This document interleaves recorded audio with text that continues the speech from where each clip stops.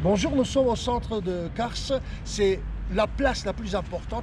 Quand les Russes sont arrivés ici en 1870, ils ont construit cette grande église avec la grande caserne parce qu'ils voulaient rester dans cette ville, ils voulaient occuper toute la région et ils avaient besoin d'une église pour pomper les émotions des soldats, pour leur dire qu'ils sont là pour une idée importante, ultime, pour une idéologie, pour le christianisme, parce qu'il y avait les Turcs sont des musulmans, et ils voulaient les pousser vers le centre de l'Anatolie, et ils voulaient occuper tout l'Est.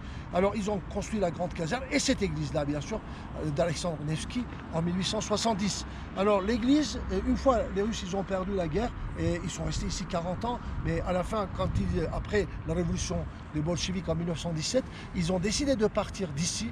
C'était beaucoup plus faible, ils voulaient se concentrer à Moscou, et ils ont quitté la région, et ils ont pris les clochers à nord, parce qu'il y avait deux tours de clochers énormes, et vous pouvez voir sur des photos anciennes de cette église, ces tours-là, ça nous fait penser vraiment là aussi, avec ce style. Bien sûr, c'est toujours du basalte qu'ils ont utilisé, la pierre de la région, et les deux tours sont restées, les clochers sont partis, mais les Turcs, quand ils sont venus, ils ont démonté les tours, et ils l'ont transformé, cette grande église de Alexandre Nevski, en mosquée Fethiye Cami.